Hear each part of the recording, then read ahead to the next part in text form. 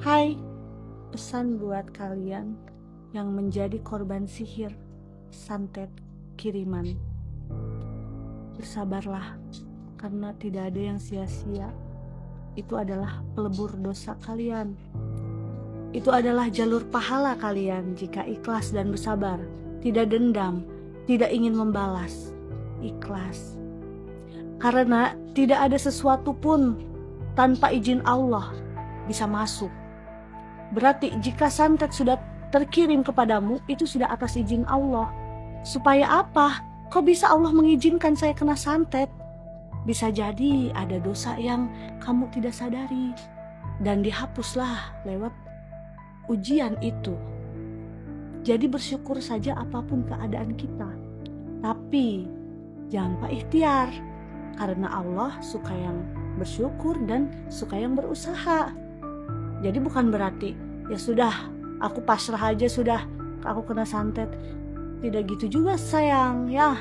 Jadi bersyukur boleh banget, alhamdulillah dalam keadaan apapun. Tapi ikhtiar juga harus. Gitu ya sayang.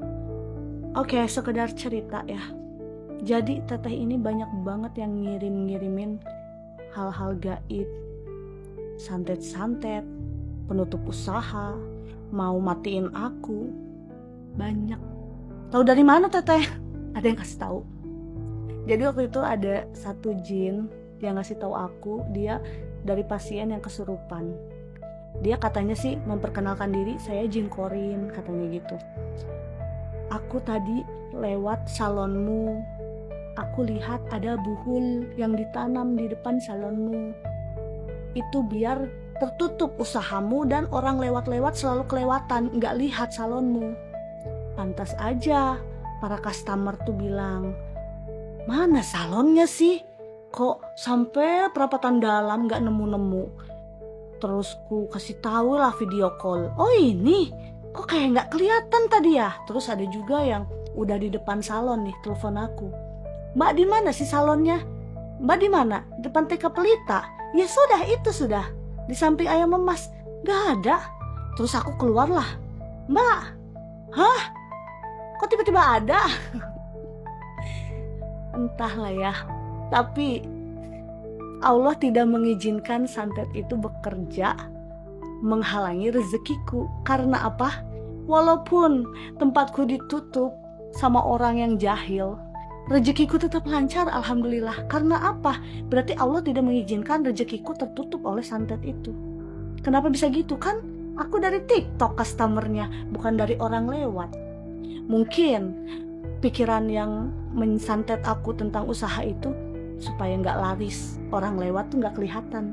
Tapi kan customerku, pasienku bukan dari orang lewat, dari TikTok semua. Bagaimana cara kerja dukun santet supaya di TikTok itu menutup rezeki? Belum ada itu. Menutup rezeki jalur online susah, jalur tok-tok. Kalau misalnya nutup rezeki jalur orang lewat, iya memang ada. Tapi di online itu agak susah. Jinnya harus pintar, teknologi kali ya, teknologi IT ya. Intinya nggak tahu gimana ya, pokoknya rezekiku tetap lancar. Walaupun katanya si jin Korin tadi, aku ada yang nutup. Dan aku mau cerita satu hal lagi. Bukan berarti aku suka nolongin orang rukiah-rukiah, aku terhindar dari non medis, tidak. Aku juga di sini pernah kedatangan ular di rumahku, serius. Mungkin kalian ingat waktu itu teteh pernah posting tentang ular yang ada di dapur teteh, terus di kamar pindah 2 hari ularnya ada di sini. Ular itu kan biasanya kiriman. Lalu aku pun ada ketindihan loh. Aku diserang. Tiba-tiba ada sosok datang, lalu aku gak bisa gerak. Itu namanya ketindihan. Aku melihat dari ujung mataku ada sosok. Aku bacaan terus sampai akhirnya bisa bergerak lagi. Nah, berarti Allah tidak mengizinkan hal yang buruk terjadi padaku, karena aku harus banyak menolong orang. Mungkin Allah menjadikan aku perantara tuh gitu kali ya. Karena aku banyak musuh. Jadi dijadikannya aku perantara spiritual healer supaya mengobati diriku sendiri juga. Tapi bukan berarti aku anti santet, anti semuanya.